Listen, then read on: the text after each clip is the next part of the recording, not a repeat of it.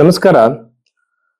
ಗುರುಗ್ರಹದ ಬದಲಾವಣೆ ಬಹಳಷ್ಟು ಜನ ಕೇಳ್ತಿರ್ತಾರೆ, ಸರ್ ನನಗೆ ಗುರು ಈ ಸಲ ಬದಲಾವಣೆ ನನಗೆ ಏನಾದ್ರೂ ಒಳ್ಳೇದಾಗತ್ತಾ ಅಂತ ಹೇಳಿ. ನೋಡಿ, ಕೆಲವು ವಿಚಾರಗಳನ್ನ ವೀಕ್ಷಕರು ಗಮನಿಸಬೇಕು. ಏನಂದ್ರೆ, ಚಂದ್ರ 2.5 ದಿನಗಳಿಗೆ, ಕೆಲವು ಗ್ರಹಗಳು ತಿಂಗಳುಗಳಿಗೆ, ಪ್ರತಿದಿನ ಗ್ರಹಗಳ ಬದಲಾವಣೆ ಡಿಗ್ರೀಸ್ ಅಲ್ಲಿ ಚೇಂಜಸ್ ಆಗ್ತಾನೆ ಇರುತ್ತೆ. ಗೋಚಾರದಲ್ಲಿ ಆಗುವ ಬದಲಾವಣೆಯಿಂದ ತುಂಬಾ ಚೇಂಜಸ್ ಏನು ಲೈಫಲ್ಲಿ ಆಗಲ್ಲ. ಪರಾಶರ ಮಹರ್ಷಿಗಳು ಹೇಳಿರೋ ವಿಧಾನ ಏನಂದ್ರೆ, ನಿಮ್ಮ ಜಾತಕದಲ್ಲಿ ನಡೀತಿರುವಂತ ದಶೆ ಅನ್ವಯ ಮಾಡಿ ಲೈಫಲ್ಲಿ ಘಟನೆಗಳೆಲ್ಲ ದಶೆ ಮೇಲೆ ಅವಲಂಬಿಸಿರುತ್ತೆ. ಗುರು ಬದಲಾವಣೆ ಆದ ತಕ್ಷಣ, ಶನಿ ಬದಲಾವಣೆ ಆದ ತಕ್ಷಣ ಯಾವ ಕಾರಣಕ್ಕೂ ನೀವು ಯೋಚನೆ ಮಾಡುವಂತದ್ದಾಗ್ಲಿ, ಏನೋ ಒಂದು ದೊಡ್ಡದ್ ನಡೀತೆ ಅನ್ಕೊಳ್ಳೋದು ಬಹಳ ತಪ್ಪು. ಬಹಳ ಜನ ಗುರುವಿನ ಒಂದು ಬದಲಾವಣೆಗೆ, ಅದೇ ತರದಲ್ಲಿ ಸಾಡೆ ಸಾತಿಗೆ ತುಂಬಾ ಇಂಪಾರ್ಟೆನ್ಸ್ ಕೊಡ್ತಾ ಇದ್ದಾರೆ. ಆದ್ರೆ ಜಾತಕದಲ್ಲಿರುವಂತ ದಶ ಪದ್ಧತಿಗೆ ಬಹಳ ಮಹತ್ವವಿದೆ. ಹಾಗಾಗಿ ಒಂದು ಎರಡನೇದಾಗಿ ಬಂದು ಗುರುವಿನ ಬದಲಾವಣೆನ ನೋಡುವಾಗ ನಾಡಿ ಜ್ಯೋತಿಷದ ಒಂದು ಅನುಸಾರವಾಗಿ ಹೋಗ್ಬೇಕಾಗತ್ತೆ. ಎರಡನೇದಾಗಿ ನಮ್ಮ ಬರ್ತ್ ಟೈಮು, ಬರ್ತ್ ಡೇಟ್ಗಳು ಸರಿ ಇರಲ್ಲ. ಹಾಗಾಗಿ ನಮ್ಮ ಹಸ್ತ ಸಾಮುದ್ರಿಕೆಯನ್ನು ಕೂಡ ನಾವು ಈ ಗೋಚರಕ್ಕೆ ಅನ್ವಯಿಸಬೇಕು. ಹೇಗೆ ಅಂದ್ರೆ, ನಿಮ್ಮ ಹಸ್ತದಲ್ಲಿರುವಂತಹ ಗುರುವಿನ ಸ್ಥಾನ, ಗುರುವಿನ ರೇಖೆಗಳು ಯಾವ ಏಜ್ ಅಲ್ಲಿ ಹೇಗಿದೆ ಅಂತ ನೋಡ್ಕೋಬೇಕು. ಜೊತೆಯಲ್ಲಿ ನಾಡಿ ಜ್ಯೋತಿಷ್ಯದ ತತ್ವಗಳು ಹೇಗಿದೆ ಅಂತಂದ್ರೆ, ಗುರು ಎಷ್ಟನೇ ರೌಂಡ್ ಅಲ್ಲಿ ನಿಮಗೆ ಟ್ರಾನ್ಸಿಟ್ ಆಗ್ತಿದೆ.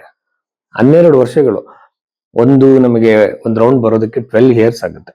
ಫಾರ್ ಎಕ್ಸಾಂಪಲ್, ನೀವು ಹುಟ್ಟಿರುವಂತ ರಾಶಿ ಮೇಷರಾಶಿ ಆದ್ರೆ, ಮೇಷರಾಶಿಯಿಂದ ಅದು ಮತ್ತೆ ಮೇಷರಾಶಿ ಬರೋದಕ್ಕೆ 12 ವರ್ಷಗಳು ಬೇಕು. ಇದು ನಿಮ್ಗೆ ಫಾರ್ ಎಕ್ಸಾಂಪಲ್ ನಿಮ್ಗೊಂದು 36 ಇಯರ್ಸ್ ಅಂದ್ರೆ 3ನೇ ರೌಂಡ್ ನ ಬಿಟ್ಟು 4ನೇ ರೌಂಡ್ಗೆ ಹೋಗ್ತಿರುವಂತದ್ದು. ಆ ರೌಂಡ್ಗಳು ಎರಡನೇದಾಗಿ ಬಂದು ದಶೆ, ಆಮೇಲೆ ಹಸ್ತರೇಖೆಗಳಿರುವಂತ ಗೆರೆಗಳು. ಇದನ್ನ ನೋಡಿ ಗುರುಗ್ರಹ ನಿಮಗೆ ಏನು ಕೊಡುತ್ತೆ ಅಂತ ಹೇಳ್ಬೋದು. ಸುಮ್ನೆ ಗುರು ಬದಲಾವಣೆ ಆಗ್ತಿದೆ, ಈ ರಾಶಿಗಳಿದ್ದು ಸರ್ ಮೀನ ರಾಶಿ ಬಹಳ ಒಳ್ಳೇದಂತ ಹೇಳಿದ್ರೆ ಹಾಗಲ್ಲ. ನಿಮ್ಮ ಲಗ್ನದಿಂದನೇ ನಿಮ್ಮ ಜ್ಯೋತಿಷ್ಯವನ್ನ ನೋಡ್ಬೇಕು. ರಾಶಿಯಲ್ಲಿ ಲಕ್ಷಾಂತರ ಜನ ಹುಟ್ಟಿರ್ತಾರೆ, ನಕ್ಷತ್ರದಲ್ಲಿ ಅದೇ ನಕ್ಷತ್ರ ಲಕ್ಷಾಂತರ ಜನ ಇರ್ತಾರೆ. ಲಗ್ನದಲ್ಲಿ ಡಿಗ್ರಿ ವೈಸು ಬಹಳ ಕಷ್ಟ, ಕಡಿಮೆ ಬರ್ತುಗಳಾಗಿರುತ್ತೆ. ಅದ್ರಲ್ಲಿ ಷಷ್ಠ್ಯಾಂಶ ಅಂತೆಲ್ಲ ಹೇಳ್ತಾರೆ. ಈಗ ವಿಚಾರ ಏನಂದ್ರೆ, ಕೇವಲ ಗುರುವಿನ ಗೋಚಾರರು ತಲೆ ಕೆಡಿಸ್ಕೊಳ್ಳುವಂತ ಅಗತ್ಯ ಇಲ್ಲ. ಆದ್ರೂ ಸಹ ನಾಡಿ ಜ್ಯೋತಿಷ್ಯದಲ್ಲಿ ಕೆಲವು ಇಂಪಾರ್ಟೆಂಟ್ ವಿಚಾರಗಳನ್ನ ಹೇಳಿದ್ದಾರೆ. ಹಾಗಂತೇಳಿ ಕಂಪ್ಲೀಟ್ ಎಲ್ಲ ಭವಿಷ್ಯ ಕೂಡ ಗುರುವಿನ ಬದಲಾವಣೆಯಿಂದ ಆಗಲ್ಲ. ಆ ಬಗ್ಗೆ ನಾವು ನೋಡಿದಾಗ ಯಾವ ತರದ ಪರಿಣಾಮಗಳು ಯಾವ ರಾಶಿಗಳ ಮೇಲಿರುತ್ತೆ ಅಂತ ಒಂದು ಜನರಲ್ ಒಂದು ಇಂಡಿಕೇಶನ್ಸ್ ಮಾತ್ರ ನಾವು ಮಾತಾಡೋಣ. ಸೊ ಆ ಬಗೆಯಲ್ಲಿ ಈ ಸಲ ನಾವು ರಾಶಿ ಫಲಗಳನ್ನ ನೋಡೋಣ. ಮಕರ ರಾಶಿ 2026 ಈ ಜೂನ್ ತಿಂಗಳಿನಲ್ಲಿ ಗುರುಗ್ರಹದ ಬದಲಾವಣೆಯಿಂದ ಮಕರ ರಾಶಿಯಲ್ಲಿ ಆಗುವಂತಹ ಪರಿಣಾಮಗಳು ಏನು ಅಂತ ನಾವು ನೋಡೋದಾದ್ರೆ, ಮೊದಲನೇದಾಗಿ ಬಂದು ರಾಶಿಯಿಂದ ಡೈರೆಕ್ಟ್ ಆಗಿ ಸಪ್ತಮ ಭಾವದಲ್ಲಿ ಗೋಚಾರ ಆಗೋದ್ರಿಂದ, ಗೋಚಾರದಲ್ಲಿ ಬದಲಾವಣೆ, ಗುರುಗ್ರಹ ಕರ್ಕಾಟಕ ರಾಶಿಗೆ ಬರೋದ್ರಿಂದ ವೈವಾಹಿಕ ಜೀವನಕ್ಕೆ ಕಾಲಿಡುವಂತ ಸಾಧ್ಯತೆ ಮಕರ ರಾಶಿಯವರಿಗೆ ಅತಿ ಹೆಚ್ಚಾಗಿರುತ್ತೆ. ಮದುವೆ ಆಗ್ಬೋದು, ಎಂಗೇಜ್ಮೆಂಟ್ ಆಗ್ಬೋದು, ಯಾವಾಗಲೂ ಬಂದು ನೋಡ್ಕೊಂಡೋಗಿರೋ ಸಂಬಂಧಗಳು ಮತ್ತೆ ಪುನಃ ಬರ್ಬೋದು ಕೇಳ್ಕೊಂಡು, ಅಥವಾ ನಿಮ್ಮನ್ನು ಬಿಟ್ಟೋದಂತ ನಿಮ್ಮ ಲೈಫ್ ಪಾರ್ಟ್ನರ್ ಮತ್ತೆ ಬರ್ಬೋದು, ನಿಮ್ಮ ಕೌಟುಂಬಿಕ ಜೀವನ ಸರಿಯಾಗ್ಬೋದು, ನಿಮ್ಮ ಪಾರ್ಟ್ನರ್ಶಿಪ್ ಲೈಫ್ ಸರಿಯಾಗ್ಬೋದು, ನೀವು ಇಷ್ಟಪಟ್ಟಂತ ದೂರ ಆದವರು ಮತ್ತೆ ವಾಪಸ್ ಬರುವಂತ ಸಾಧ್ಯತೆ. ತುಂಬಾ ದಿನಗಳಾಗಿರುತ್ತೆ, ಅವ್ರು ನಿಮ್ಮ ಮರ್ತಿದ್ದಾರೆ ಅಂತ ನೀವು ಅನ್ಕೊಂಡ್ಬಿಟ್ಟಿರ್ತೀರ. ಪುನಃ ಬರುವಂತ ಸಾಧ್ಯತೆ 7th ಹೌಸ್ ನ ಟಚ್ ಮಾಡಿದಾಗ. ಎಗೇನ್ ಬಂದು ನೀವು ಯಾವ್ದೊಂದು ಯೂಟ್ಯೂಬ್ ಚಾನಲ್ ಇನ್ನೊಂದು ಮಾಡಿದಿರಾ, ನಿಮಗೆ ಇದು ಒಂದು ಅನುಕೂಲ ಆಗಿಲ್ಲ, ಜಾಸ್ತಿ ಫಾಲೋಯಿಂಗ್ಸ್ ಆಗ್ತಾ ಇಲ್ಲ ಅಂತಿರ್ತಾರೆ ಕೆಲವರು. ಬಟ್ ಈ ಟೈಮ್ ಅಲ್ಲಿ ಹೆಚ್ಚು ನೀವು ಫೇಮ್ ಸಿಗುವಂತ ಸಾಧ್ಯತೆ ಇರುತ್ತೆ. ಎಗೇನ್ ಬಂದು ಉಚ್ಚಲ ರಾಶಿಯಲ್ಲಿ ಇರುವಂತದ್ದು, ರಾಶಿಯಿಂದ ಡೈರೆಕ್ಟ್ ಆಗಿ ಮಕರ ರಾಶಿನ ವೀಕ್ಷಣೆ ಗುರುಗ್ರಹ ಮಾಡುವಂಥದ್ದು.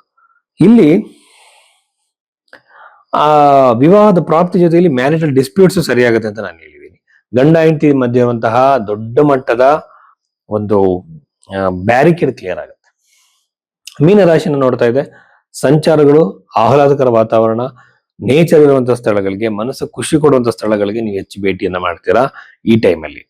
ಆಮೇಲೆ ಎಗೇನ್ ಇದು ಬಂದು ವೃಶ್ಚಿಕ ರಾಶಿನ ನೋಡುತ್ತೆ, 11ನೇ ಮನೆಯನ್ನ. ಇದು ಬಂದು ಲಾಭದಾಯಕವಾಗಿರುವಂಥದ್ದು, ಹೆಚ್ಚು ಲಾಭವನ್ನ ಆಗತ್ತೆ. ಅಟ್ ದ ಸೇಮ್ ಟೈಮ್ ಕಳ್ಕೊಳ್ಳೋ ಸಾಧ್ಯತೆ.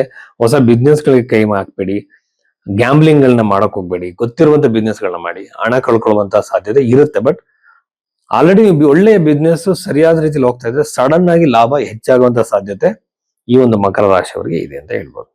ಇನ್ನ ಗುರುಗ್ರಹದಿಂದ ಒಳ್ಳೆಯ ಆಲೋಚನೆಗಳು, ಬದಲಾವಣೆಗಳು, ಕುಟುಂಬದ ಜೊತೆ ಸೇರ್ಕೊಳ್ಳುವಂಥದ್ದು, ತುಂಬಾ ದಿನದಿಂದ ಅವ್ರ ಜೊತೆ ಸೇರಿರಲ್ಲ, ಮಾತಾಡಿರಲ್ಲ, ಅವ್ರ ಜೊತೆ ಹೊಂದಾಣಿಕೆಯಿಂದ ನೀವು ಮಿಂಗಲ್ ಆಗುವಂತ ಸಾಧ್ಯತೆಗಳು ಇದು ಮಕರ ರಾಶಿಯವರಿಗಿದೆ. ಸೊ ಹಸ್ತರೇಖೆಯಲ್ಲೂ ಕೂಡ ಅದು ಕನ್ಫರ್ಮ್ ಆಗ್ಬೇಕು. ಈಗ ಮಕರ ರಾಶಿ ಕೈಯಲ್ಲಿ ಯಾವ ಬೆರಳ ಹತ್ರ ಬರುತ್ತೆ ಅಂತ ಗೊತ್ತಿರಬೇಕು. ಆ ಮಕರ ರಾಶಿಗೆ ಗುರು ರೇಖೆಗಳು ಟಚ್ ಆಗ್ತಿದೆ ನೋಡ್ಕೊಂಡ್ರೆ ಗುರುಗ್ರಹ ನಿಮಗೆ ಯಾವ ರೌಂಡ್ ಅಲ್ಲಿ ಹೋಗ್ತಿದ್ದಾನೆ ಅಂತ ತಿಳ್ಕೊಳ್ಳಿ. ಫಾರ್ ಎಕ್ಸಾಂಪಲ್ ನಿಮಗೆ 24ನೇ ವಯಸ್ಸಾ ಅಥವಾ 30ನೇ ವಯಸ್ಸಾ, ಗುರುಗ್ರಹದ ಎಷ್ಟನೇ ರೌಂಡ್ ಅಂತ ನೋಡ್ಕೊಂಡು ಈಸಿಯಾಗಿ ನಿಮ್ಗೆ ಇದೇ ಘಟನೆ ನಡೀತದೆ ಅಂತ ಹೇಳ್ಬೋದು. ಸೊ ಇಷ್ಟು ವಿಚಾರಗಳು ಮಕರ ರಾಶಿಗೆ ಸಂಬಂಧಿಸಿದ್ದು.